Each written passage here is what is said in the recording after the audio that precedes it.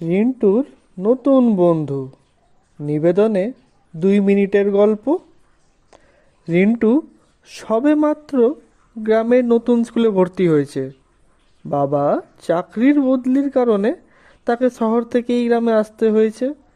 নতুন জায়গা, নতুন মানুষ, সব কিছুতেই কিন্তু সে একটু অসহায় বোধ করছিল।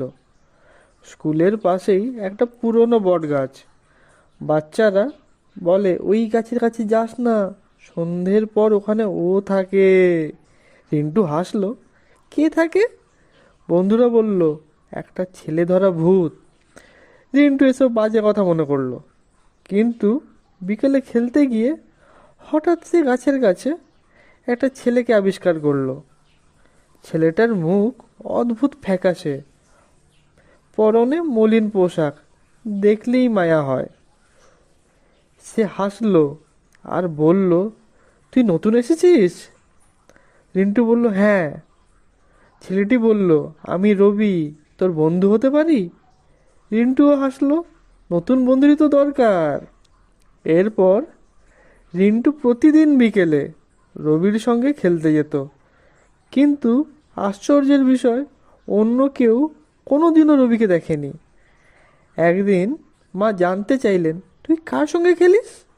রিন্টু বলল, রবি, ও তো বট গাছের কাছেই থাকে। মা আটকে উঠলেন, আবার বলো এই নাম? রিন্টু অবাক হলো, বলল, রবি, ও তো খুব ভালো বন্ধু মা। মা কিছু বলল না, উঠে গেলেন। রাতে বাবা বললেন, রবি তো 10 বছর আগে ওই গাছের নিচে খেলতে গিয়ে হারিয়ে গিয়েছিল। তার লাশও কেউ পায়নি। রিন্টুর হাত পা ঠান্ডা হয়ে গেল। পরের দিন বিকেলে সে গাছের কাছে গেল। রবি দাঁড়িয়েছিল চুপচাপ। রিন্টু কাপা গলায় বলল, তুই কি সত্যি?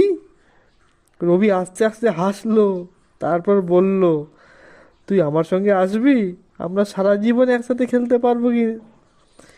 রিন্টু আর্তচিৎকার করে দৌড় দিল। পরদিন থেকে সে আর কখনো বটগাছের কাছে যায়নি। কিন্তু আজও যদি কেউ গাছের নিচে দাঁড়ায়, মাঝে মধ্যে শোনা যায়, তুই কি আমার বন্ধু হতে চাস?